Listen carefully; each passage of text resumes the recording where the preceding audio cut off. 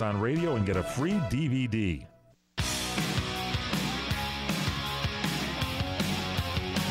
Welcome back here to the What's Cooking program. Michael Horn, Paul Stern, Eric Hines, Eric Joseph, Jack Roberts. And let me clarify. Apparently this contestant on The Biggest Loser, this guy, Rulon Gardner, is he's a contestant on The Biggest Loser this year. And he was competing prior to being on The Biggest Loser in the Food Olympics.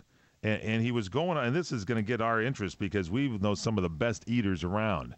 Who's that guy? The big Kobayashi? Is that the guy from Kobayashi? Sure. Kobayashi, one of the big eaters, man. Joey Chestnut. Joey Chestnut can pound down anything, man. Crazy Legs Conti. Crazy Legs Conti. I've seen him one time not only suck down the burgers on the grill, but the grill itself, ladies and gentlemen. Conti can get it going. Let's not leave the ladies out. Of course, the Black Widow, Sonia Thomas. Black Widow, man. It's very thin, but she can pack it in, if you know what I mean. Absolutely. And so this Gardner guy, Rulon Gardner's Burger Barn restaurant. This Gardner won the gold at the 2000 Olympics. He beat Alexander Karelin, who's a Russian, who hadn't lost in 13 years. Here's what he did. The challenge is to finish this 1.5-pound burger plus a basket of fries and a 44-ounce drink, preferably cream soda, in 20 minutes. Oh.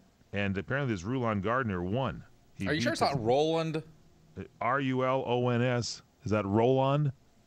Rulon is what I call it. I don't watch the show. No, you don't watch the show. No. Gardner's best time is 8 minutes, 23 seconds. 8 minutes, 23 seconds to eat a 1.5. That doesn't seem very, I think I could beat him. 1.5-pound burger in pizza buns and plus a basket of fries. Maybe 8 minutes. That's pretty good. 8 minutes, 23 seconds. So that's the latest there. He's trying to lose weight on The Biggest Loser. Is there some bad gas in the studio, or are you trying to move along here on the show? I think I'd be able to There's miss some hand signs that Paul makes on the air for those of you in the chat room. If you go to crntalk.com. Yes, go ahead, Paul. I think I'd be able to miss my duties if I didn't mention that I believe, if I'm not mistaken, February, is it Carrot Cake Month? Yes, that is I'm glad you brought that up. And that is one of those things. I don't know if anybody out there, we can get if we can get a show of beer cans in our audience, just raise your beer cans out there, please. I'm holding mine out. When you go to a restaurant and you take a look at the dessert menu, is there anybody out there that will, when it comes to your selection, will ever order the carrot cake? Yeah, I do. I think it's healthy for you. Oh, you're kidding me. Yeah. You actually fell for that one. Yeah. By the way, if you go to our website at crntalk.com and go to What's Cooking in the archives and click there, you can look at the Today in Food History, but it's written so small, you'll need like a 90-pound monocular to go ahead and read it. Thank you, Aaron. Anyway, it's National Carrot Cake Day is today. It's not month. It's National Carrot Cake Day. Oh, it's just a day? Yeah, go order it today in a restaurant. Go ahead. You don't like the carrot cake? It's not that I don't like it. It's just that I hate to say that it's understated, but it's hard to really get excited about carrot cake unless you're kind of, one that gets excited about something with carrots. It's also, we were talking on the first hour of the show, National Bean Throwing Festival Day in Japan. I don't throw beans, but I sure can shoot them, if you know what I mean. If you catch my drift.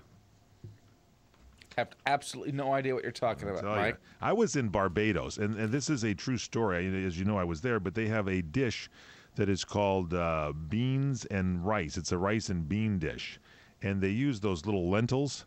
Let me tell you, that's delicious. But later on that night... Maybe that's why a lot of people are not out in Barbados late at night. Maybe they all stay within their homes.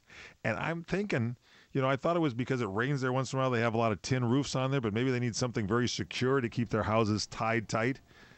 Those can work on you after a while, the lentil and the rice mixture.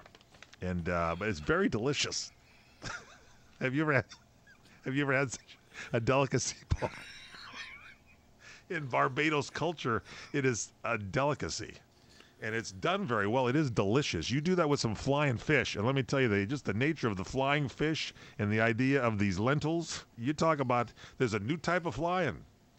I think I lifted myself off the bed 3 inches.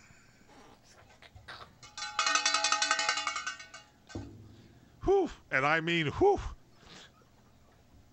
I got to tell you, I couldn't see. I had my contacts on. My head got a lot closer to that TV screen.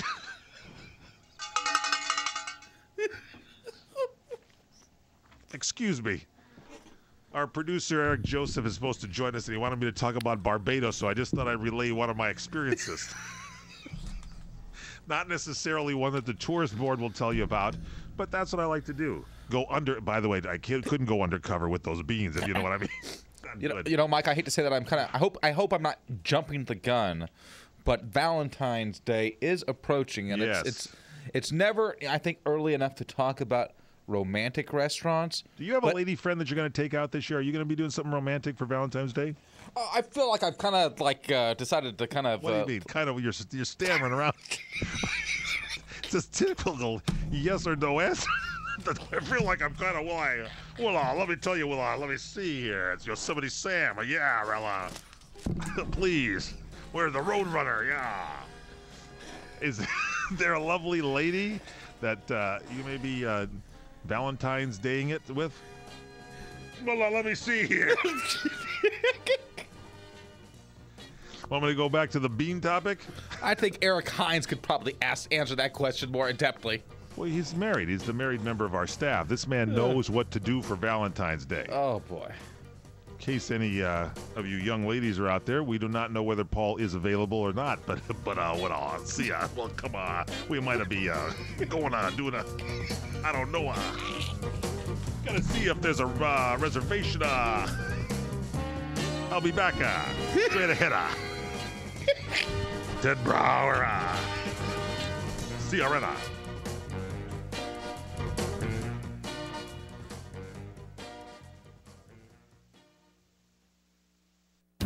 If you're a catheter patient on Medicare, you know how expensive it can be. Well, now there's